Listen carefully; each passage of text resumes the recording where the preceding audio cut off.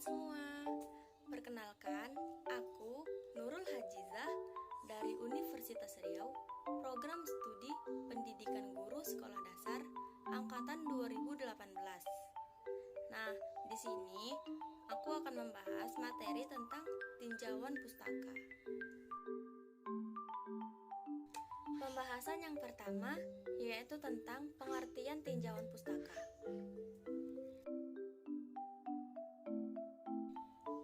Tinjauan pustaka merupakan bagian penting dalam sebuah penelitian yang kita lakukan.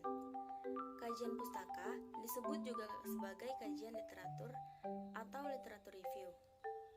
Sebuah kajian pustaka merupakan sebuah uraian atau deskripsi tentang literatur yang relevan dengan bidang atau topik yang tertentu. Ia memberikan tinjauan mengenai apa yang telah dibahas atau dibicarakan oleh penulis atau peneliti.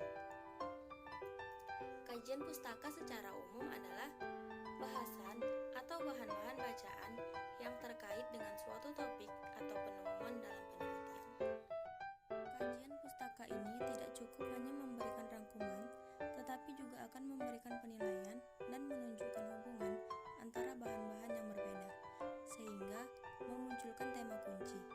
Bahkan, suatu kajian yang bersifat deskriptif tidak cukup hanya menyebutkan daftar nama atau uraian kata-kata, tetapi juga perlu menambahkan komentar-komentar dan menghasilkan tema. Suatu kajian pustaka memuat rangkuman dan uraian secara lengkap dan mutakhir tentang topik tertentu, sebagaimana ditemukan dalam buku-buku ilmiah dan artikel jurnal. Pembahasan yang kedua yaitu tentang manfaat dari tinjauan pustaka. Terdapat 4 manfaat dalam tinjauan pustaka. Manfaat yang pertama yaitu menguraikan dan mempertimbangkan variabel penelitian agar tujuan penelitian dapat tercapai. Yang kedua, memberikan batasan penelitian dengan cara menunjukkan variabel bebas atau variabel terikat yang relevan dan yang tidak relevan. Yang ketiga, memberikan acuan peneliti saat mengartikan teknik dan analisis data yang dikumpulkan dalam penelitian. Dan yang terakhir, memberikan dasar pemikiran pada peneliti agar dapat menyimpulkan hasil penelitian sesuai dengan tujuan objektif dari penelitian tersebut. Nah, pembahasan yang ketiga yaitu tentang pentingnya kajian pustaka. Pentingnya kajian pustaka yaitu kita mampu membedakan apa yang telah dilakukan dan apa yang tidak perlu dilakukan. Menemukan variabel-variabel penting yang relevan dengan topik, mensintesiskan dan memperoleh suatu perspektif baru, mengidentifikasi hubungan antara gagasan dan praktik, dan yang terakhir, mampu menentukan konteks topik atau permasalahan.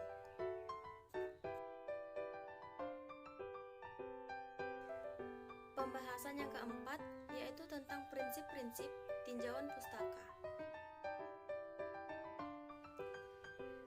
Terdapat 2 poin prinsip tinjauan pustaka. Yang pertama yaitu prinsip kemutakhiran. Prinsip kemutakhiran sangat penting dalam menentukan sumber tinjauan pustaka. Suatu teori mungkin efektif pada periode tertentu, tetapi kemungkinan pada periode berikutnya sudah tidak relevan karena tidak sesuai dengan perkembangan zaman atau ada teori baru yang lebih valid. Dengan prinsip kemutakhiran, maka peneliti dapat memberikan alasan-alasan yang sesuai dengan perkembangan ilmu pengetahuan pada zamannya. Yang kedua yaitu prinsip relevansi. Prinsip relevansi akan menghasilkan tinjauan pustaka yang sesuai dengan topik penelitian. Teori yang tidak ada hubungannya dengan penelitian seharusnya tidak dikemukakan dalam tinjauan pustaka karena akan mubazir dan tidak akan memberikan dukungan pada hasil penelitian. Pembahasan yang kelima yaitu tentang kegunaan Kegunaan dari kajian pustaka. Ada 6 poin dalam kegunaan kajian pustaka. Poin yang pertama yaitu mengkaji sejarah permasalahan. Yang kedua, membantu pemilihan prosedur penelitian. Yang ketiga, mendalami landasan teori yang berkaitan dengan permasalahan. Yang keempat, mengkaji kelebihan dan kekurangan penelitian terdahulu. Yang kelima, menghindari duplikasi penelitian. Dan yang terakhir, menunjang perumusan permasalahan. Dan pembahasan yang keenam adalah kriteria tinjauan pustaka. Terdapat 7 poin kriteria dalam tinjauan pustaka. Poin yang pertama yaitu ketepatan. Sumber pustaka yang menjadi pijakan pembahasan yang dipilih harus memiliki kriteria ketepatan. Maknanya, sumber tersebut dipilih sesuai dengan derajat kesesuaian antara masalah dan sumber pendukungnya, atau variabel penelitian yang sedang dikaji sesuai betul dengan referensi yang menjadi rujukan. Misalnya, jika dalam suatu penelitian mempertanyakan masalah hubungan antara kecemasan dan hasil belajar, maka sumber pustaka pendukungnya terkait dengan kecemasan dan hasil belajar.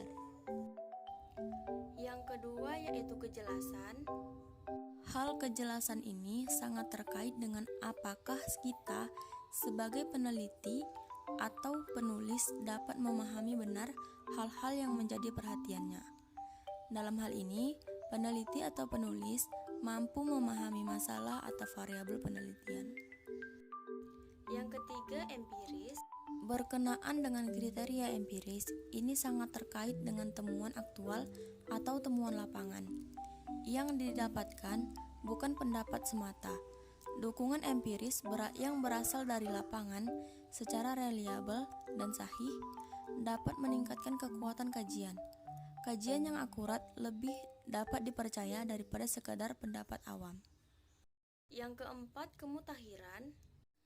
Persyaratan kemutahiran sangat penting diperhatikan, baik dalam peneliti maupun penulis sebuah karya ilmiah. Kemutahiran ini terkait dengan pengutipan dari sumber-sumber yang terbaru, up to date. Sumber-sumber terbaru biasanya berdasarkan pada hasil penelitian terkini pula. Itulah sebabnya syarat kemutahiran ini sangat diperlukan. Hasil penelitian mutakhir biasanya memberikan informasi yang lebih lengkap karena menggunakan data terbaru.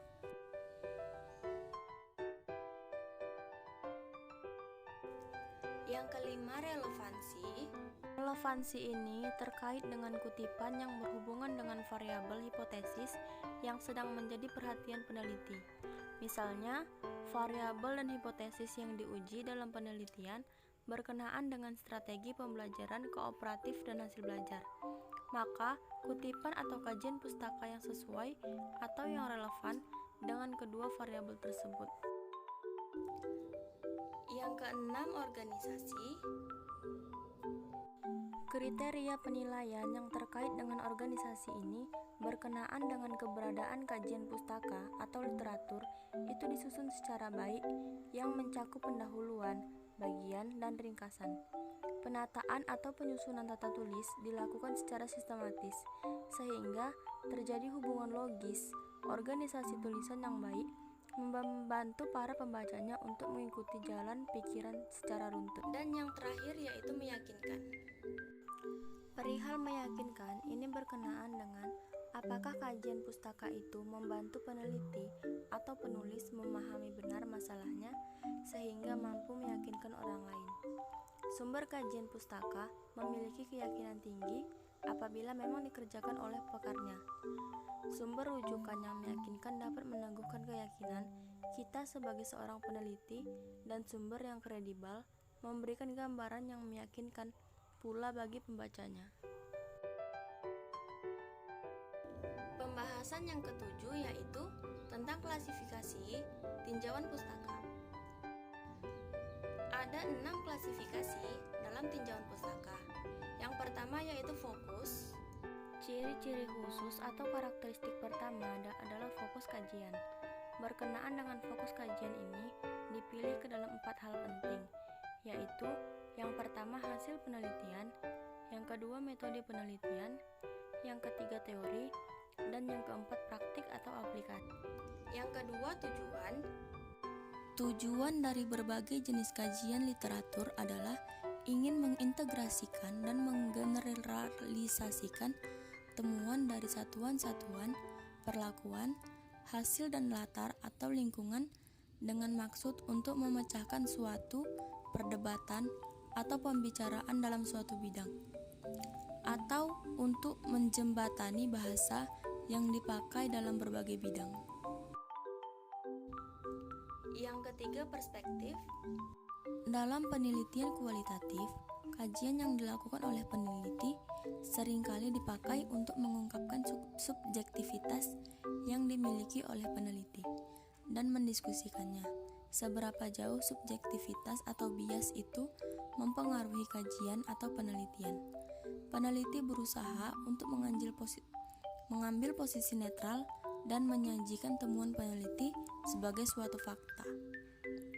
Perspektif yang diambil ini sangat tergantung pada apakah kajian yang dilakukan termasuk kuantitatif atau kualitatif. Yang keempat, cakupan. Berkenaan dengan cakupan isi, Cooper mengajukan 4 hal, yaitu pertama, cakupan menyeluruh, yang kedua selektif, yang ketiga representatif, dan yang keempat bertujuan. Yang kelima, organisasi. Terdapat banyak format untuk mengorganisasikan sebuah kajian pustaka. Di antara format tersebut, ada 3 yang paling umum, yakni yang pertama format historis atau historical format, yang kedua format konseptual atau the conceptual format, dan yang ketiga format metodologis atau the methodologist format. Dan yang terakhir, audiensi. Audiensi atau audiens yang dimaksud adalah pakar dalam bidang khusus, pakar dalam bidang umum, praktis atau membuat kebijakan, dan masyarakat umum. Dan pembahasan yang ke-8 yaitu tentang peranan tinjauan pustaka. Terdapat 3 poin peranan dalam tinjauan pustaka. Yang pertama yaitu pengetahuan penelitian terkait memberi kemungkinan peneliti dapat merumuskan batas-batas bidang kajiannya. Yang kedua, kajian menyeluruh teori dan peneliti terkait memberi kemungkinan peneliti menempatkan masalah yang sesuai. Dan yang terakhir, kajian literatur terkait menempatkan peneliti dalam posisi terbaik untuk mengadakan interpretasi pentingnya hasil penelitian. Pembahasan yang ke-9 atau pembahasan terakhir yaitu adalah contoh dari kajian pustaka.